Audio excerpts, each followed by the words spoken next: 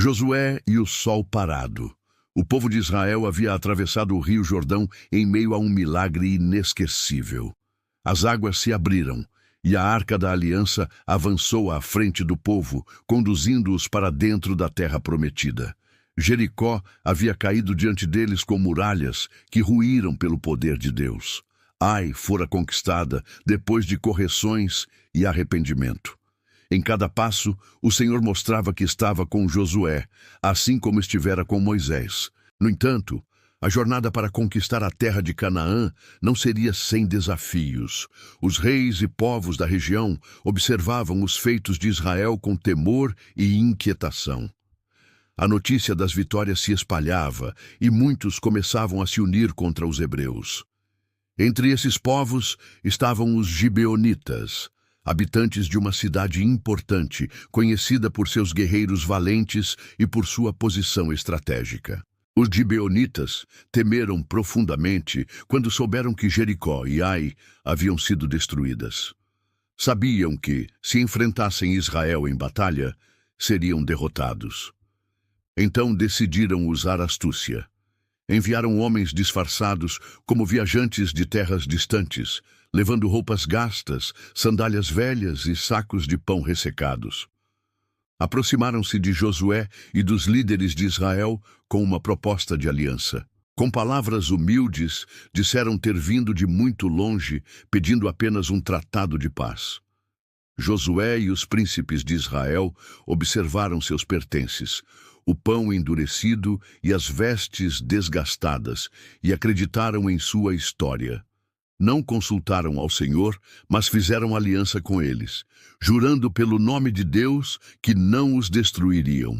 Dias depois, descobriu-se a verdade.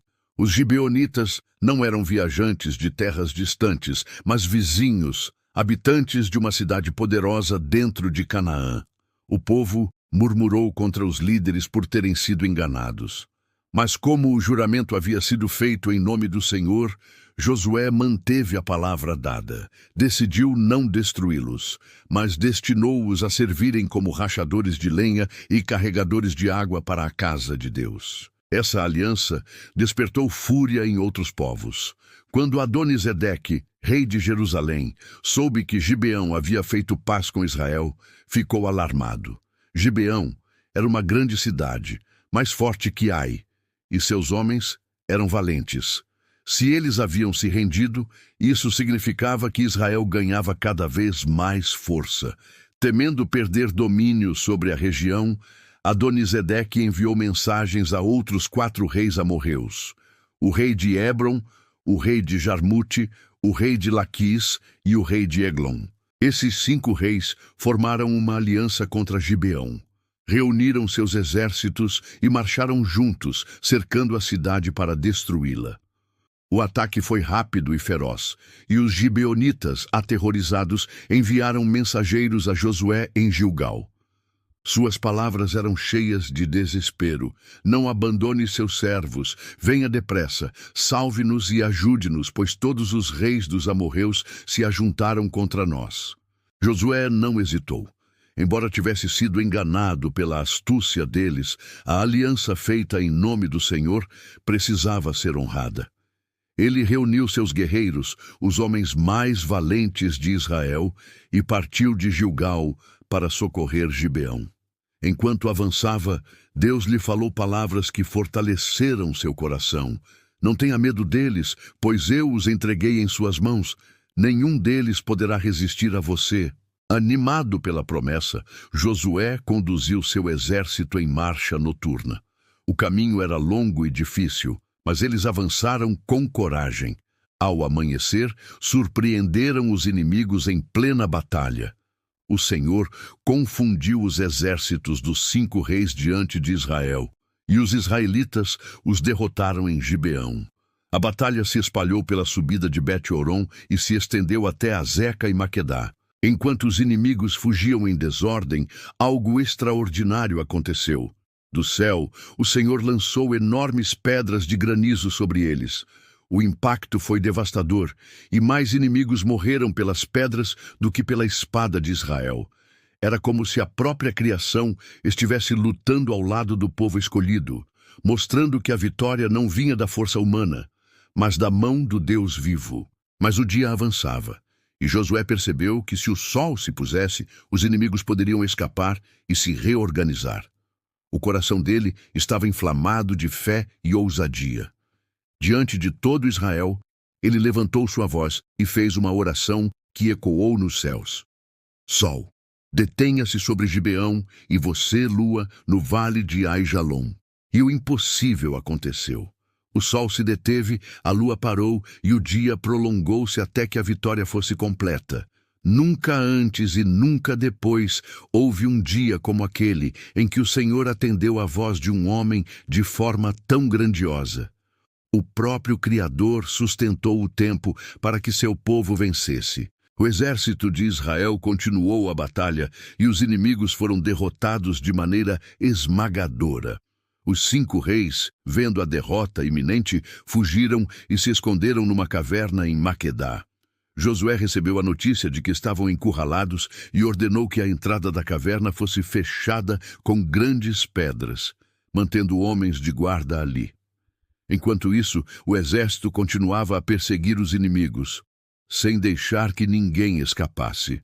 Depois que a batalha foi vencida, Josué mandou trazer os 5 reis para fora da caverna. Eles foram colocados diante de todos. Josué chamou os capitães dos guerreiros e disse: "Ponham os pés sobre o pescoço destes reis." Os capitães obedeceram e Josué declarou: "Não tenham medo nem se espantem, sejam fortes e corajosos, porque assim o Senhor fará com todos os inimigos contra os quais vocês lutarem." Os reis foram executados e seus corpos pendurados em árvores até o pôr do sol. Depois foram lançados de volta à caverna e a entrada foi novamente selada. A vitória em Maquedá foi completa e Josué continuou conquistando outras cidades, sempre com a mão de Deus, guiando e dando triunfo. O relato do sol parado tornou-se um marco na história de Israel. Era prova incontestável de que o Senhor dos céus e da terra estava com seu povo, lutando por eles, movendo até mesmo os astros para cumprir sua promessa. A fé de Josué brilhou como exemplo de confiança absoluta no poder de Deus. Esse episódio não foi apenas uma vitória militar, foi um testemunho da soberania divina sobre toda a criação. Mostrou que quando Deus promete estar com seu povo, nada pode impedir a realização de sua vontade. O tempo, a natureza e as forças celestiais estão sob o seu comando. As gerações futuras lembrariam desse dia como sinal de que a oração de um homem justo, feita com fé, pode mover céus e terra. Josué não pediu apenas por uma pequena ajuda, mas clamou por algo humanamente impossível, e Deus respondeu. Essa confiança absoluta deveria inspirar o povo a nunca temer inimigos, por mais numerosos ou fortes que fossem. Os gibeonitas, que antes enganaram Israel para sobreviver, viram com seus próprios olhos a fidelidade do Senhor em proteger até mesmo uma aliança imperfeita.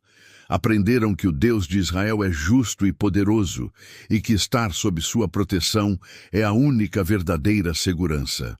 Enquanto Israel avançava na conquista de Canaã, o episódio do sol parado permanecia como uma lembrança de que Deus luta por aqueles que confiam nele. O coração do povo se enchia de esperança e coragem, pois sabiam que o Senhor que controla os céus também estava presente em cada batalha na terra. Assim, Josué e o sol parado não apenas marcam uma vitória na história militar de Israel, mas apontam para uma lição espiritual eterna. O Senhor é fiel às suas promessas, soberano sobre todas as coisas e digno de confiança em todas as circunstâncias. Quando seu povo clama com fé, ele se inclina, responde e mostra que nada é impossível para o seu poder.